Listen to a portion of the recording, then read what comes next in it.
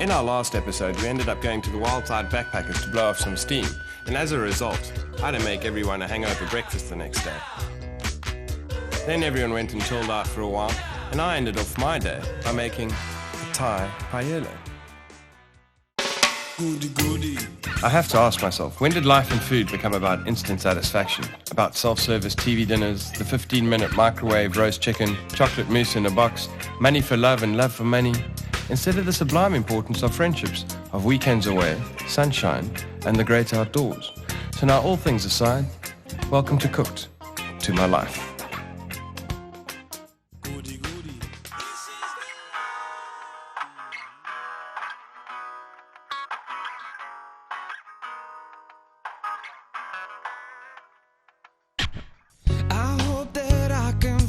Strength to talk to you. I don't know what to say. So we're in Africa, the southern part, about 700 kilometers up out of Cape Town, and we're traveling up from Buffalo Bay to the Storms River mouth in a bus that we've affectionately christened the Beast for the manner in which she turns a 4-hour journey into an 8-hour one. But that's cool because it gives everyone enough time to get to know each other really well. And that's nice on a road trip. I think you shouldn't cross the line. People forget that you should stop at a farm store when you're on a journey, at least once. And this is a particularly good one. It's got some really grand goodies. I don't know what I'm gonna do to get through every day. I feel like I'm ready just to make it go away. And I felt I'm down to one bottle of wine a day, and it's this one.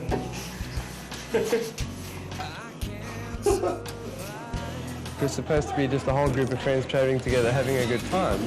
And it's logistically, it's nice. 3 meals a day. It's for the 20 crew that travel with us permanently. The 20 friends, and then that's all the people that end up joining us. And we've got people arriving every day, new friends and old ones going home. And fantastic. Can't remember my PIN number.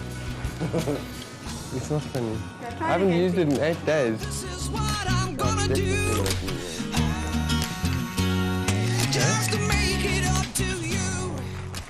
So all our little goodies, and off to Tsitsikamma for the start of our 4th episode.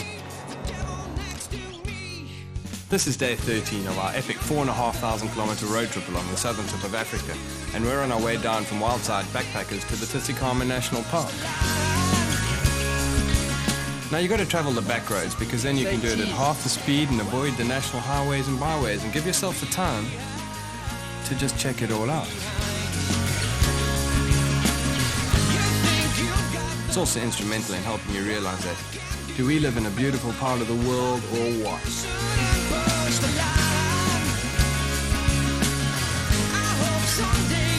Now for this episode, we're camping, which means we have to set up camp.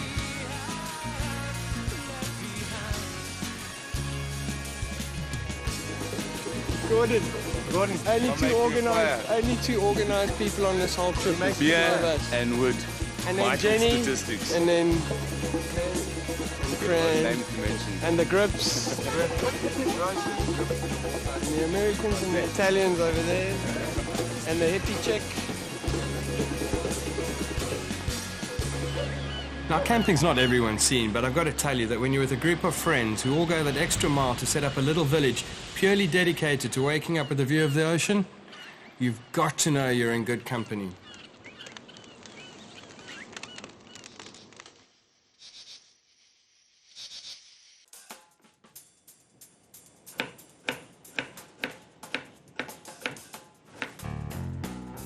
Nice of you to arrive this morning, Mr. Rodkin. I'm making a little quick brekkie for the guys. It's called a tortilla, it's a Spanish omelette. So I've already sliced some small potatoes up quite finely so we can pan fry them quickly, and then I found some of that nice piri-piri oil at the farm stall yesterday. What I'm doing here is pan frying some baby potatoes just until they're partly cooked so that I can add them into the eggs and whisk that all up in a couple of seconds. Little red onion, a little bit of garlic, some portobellini mushrooms, roughly chopped up, straight in. Now you can see they've just been slightly sealed, flavoured, and now it's time to throw them in. Now you can see all I'm doing is mixing up the mushrooms, the garlic, the onions, and then obviously the potato that I put in here as well. And we're getting those flavours all around the egg. And the last couple of ingredients that I'm going to throw in, some spring onions, because they really got that nice flavour, but then they'll stay localised. A couple of whole tomatoes. One last little whisk up. And it's more of a turning, really, if you can imagine folding something over to get everything all over the place. Check what's happened there. Stuck in the cage. Tomato stuck in the cage.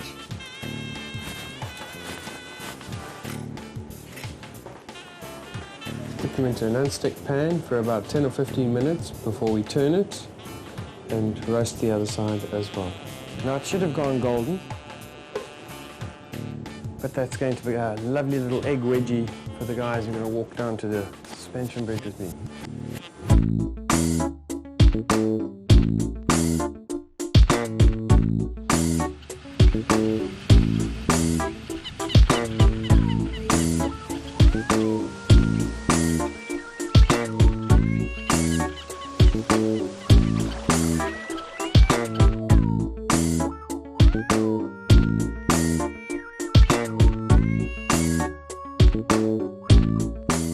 Now, the whole point of waking up before dawn is really only one thing. It's to maximize the hours in the day that you can play.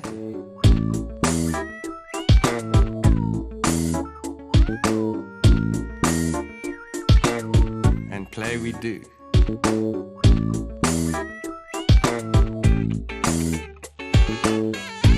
And at the end of the day, we are all just big kids.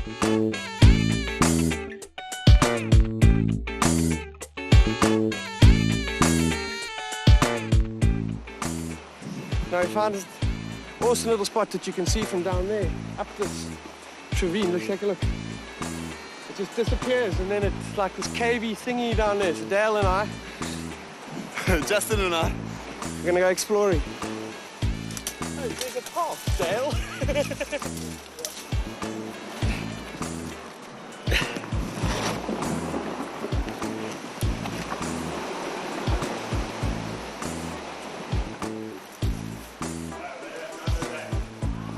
Oh, the two of you got here before us. Wow!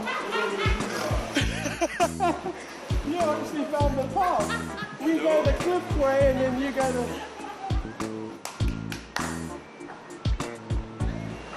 I can imagine having lived here 2,000, 3,000 years ago. You would have had like your fireplace here. You would have woken up in the morning to that every day. And Anne and Gordon were never seen again. Welcome into our home.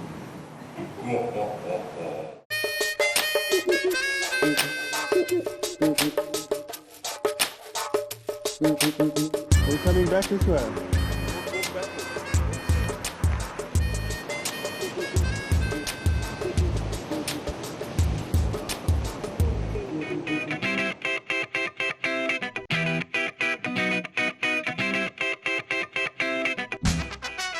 They reckon that the abseiling wasn't fun at all. Shocking phase. Heavy equipment.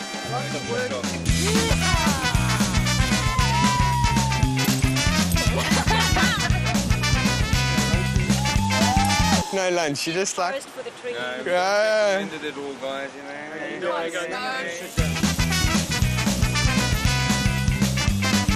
Once upon a time, not long ago, he thought he had it all. That was in a time where big things now, but then they seem so small. Everything's his oyster, perfect life, the perfect girl. Walk slow, love this slide, and when they hit you. So what we have is a couple of kebabs prepared in 4 different ways, and I'm going to do the first one. What I want you to remember is that if you use a couple of ingredients in clever ways, you can make them stretch really a long way. So I've done, in these ingredients, paellas, risottos, you name it. What we're going to do is marinate them first. So I've got some fresh yellowtail and some deveined prawns that have been shelled as well. Raw, everything's raw. And this is my favorite mixing bowl. Then we've got some sesame oil and slashings. A little bit of peanut oil. Then a bit of lime juice. And I love doing it this way because you get all the juices and the segments out. So if you take a look here, Dale, squeeze the knife around the top. And because the skin's so thick, it doesn't go through.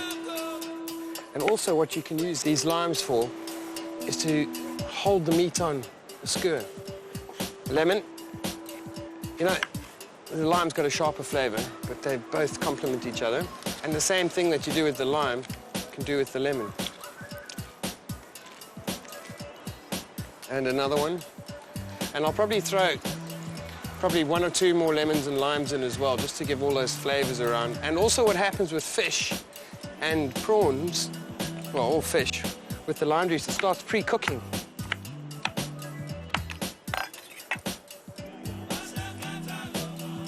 Hey, chili.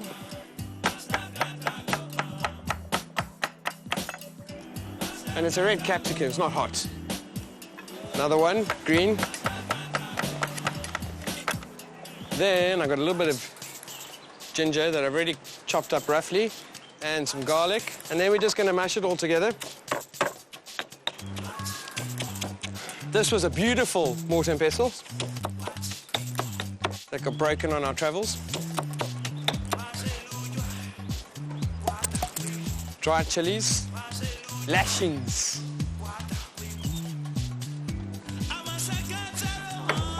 Lemongrass. Now all I want is the flavor to get infused, so what I'm going to do is just bruise them. For me, the favorite way is to reverse your knife.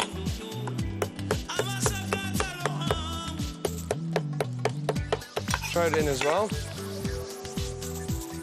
And then the really messy part about this involves someone else's hands. Penny, won't you go wash your hands? She's all elated because she's just come back from her abseiling. So now I want you to mix, mash, mix, mash. What? Abseiling. She treetop abseiling. That's where Penny went. Swinging. Yeah. Okay, so mix, mash for me. A couple more limes. And now all I really want is the chunky bits to help with the skewering. Wait till you taste it, baby. All we do now that Penny's mixed it up kindly for us is we let it marinate for probably 15, 20 minutes while I prepare some other sauces. And by the time I'm finished with those, come over here, we should be able to cook up for our mates down there. And last but not least, a little bit of mint. No, I'm odd, definitely odd, but you'll taste it. And that's what it's all about. Then we're going to go straight away into kind of chicken satay, kind of. Cube chicken. Thanks, Francis. Then I've got a whole bunch of really grand ingredients that I'm going to throw in. Now, I always start it off with a little bit of sesame oil, lashings of. It's got that nice, deep, nutty flavor. A little bit of peanut oil. Not too much this time. Pepper juice, roughly chopped up. It's just for the flavor.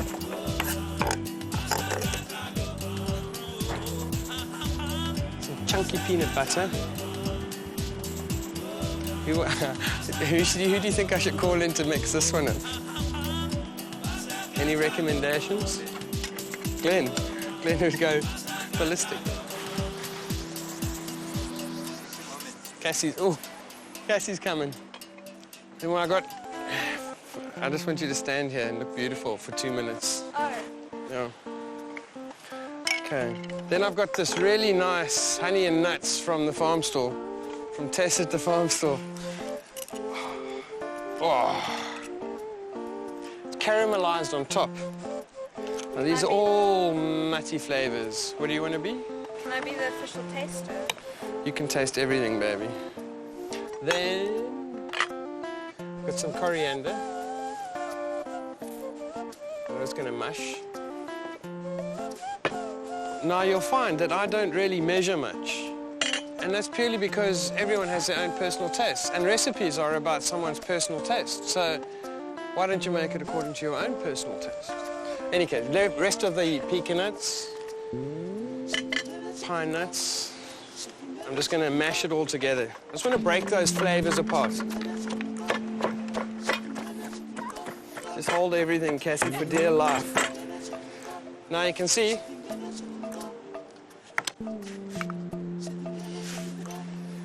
how everything's just bruised here. But you don't want a close-up, no? Fine. And we're going to break those flavors in.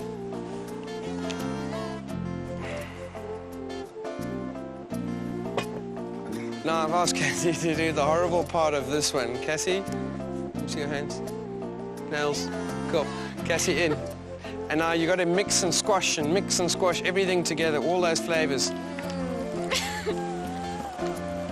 Now, what she's doing is she's coating everything, it's going to flavor it, and then when we put it down on our beautiful fire just now, we'll be for away. Now, I'm not getting my hands dirty, so you just scoop it down to the third kebab. It's something I've never tried before, but I figure, what the hell, it probably will work. So, all I'm really going to do is chuck in the rounds. Then we've got some basil, so I'm just going to chop up roughly.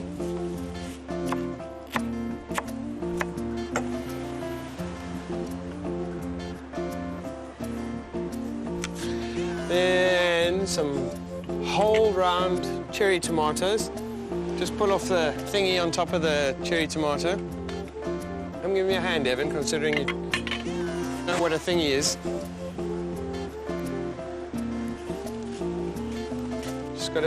Just pull the thingies off.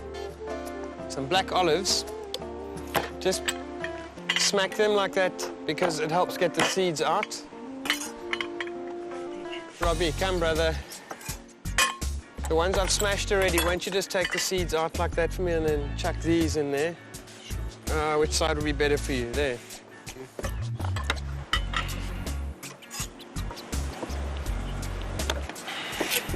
That's a nice cap, Robbie.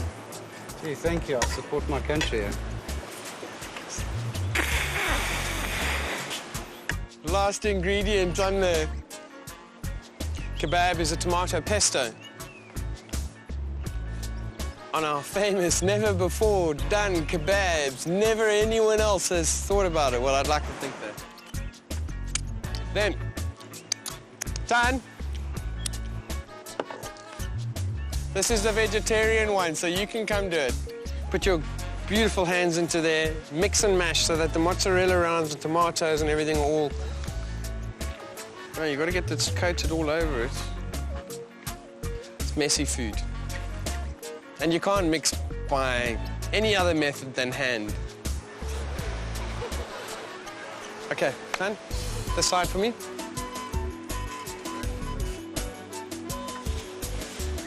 In there.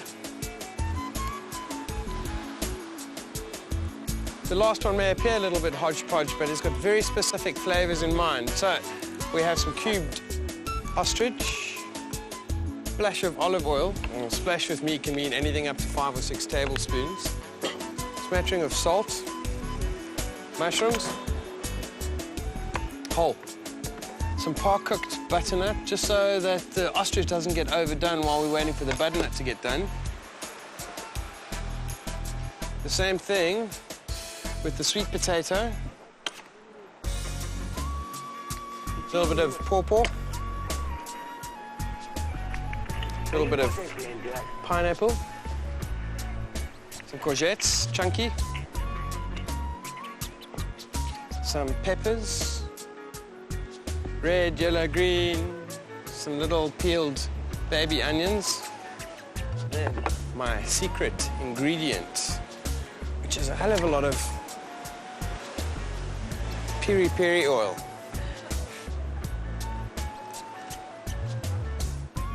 Juice of 1 orange. So this is almost done, guys.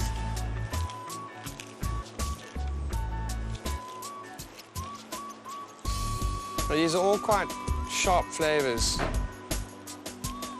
And then I'm going to get young Fran to briefly just do the last bits and pieces. No, I want you to mix and mash and carry on, the messy bits. Just to relate to you the story of time. Thank you, friend. Head up. Well, we are ready to call everyone in. Now, what we've got is a semi-Thai, a semi-Satay, an Italian, and a South African. Right, guys, don't you want to come up? Bring the grids. Well, that was enthusiastic. Aren't you hungry? A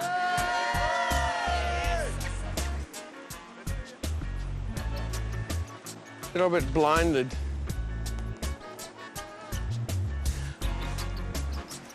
A lot of talk, Jeez.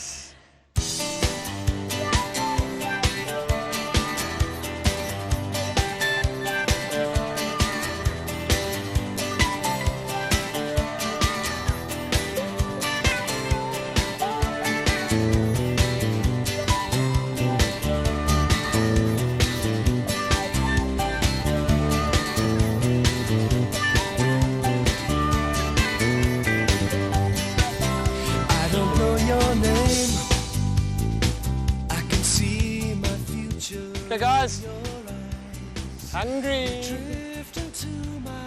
Or those that are hungry, come. So I'm going to start off with the prawn kebabs because they cook the quickest and we can feed everyone. Off we go. You seem so far away, but you're moving closer. You're like a vision. Isn't that beautiful?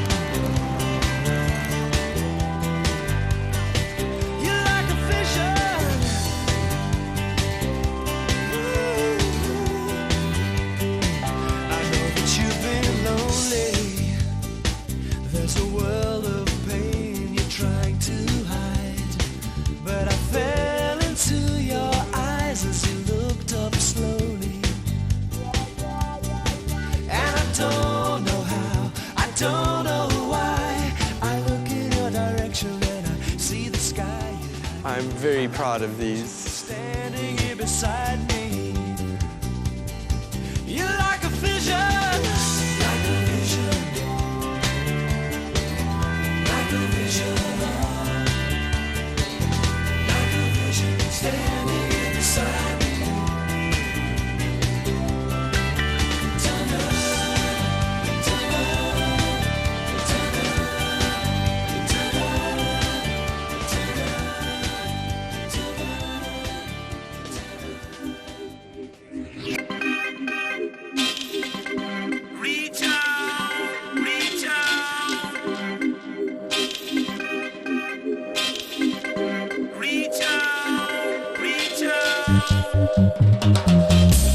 When we woke up in the morning, the weather had taken a turn for the worse, and it was time for us to get out of here. After all, we needed the sun. And it was time for us to head inland towards Hogsback via Grahamstown and Port Elizabeth to stay with Ron and Liz at the Coolin Trout Lodge.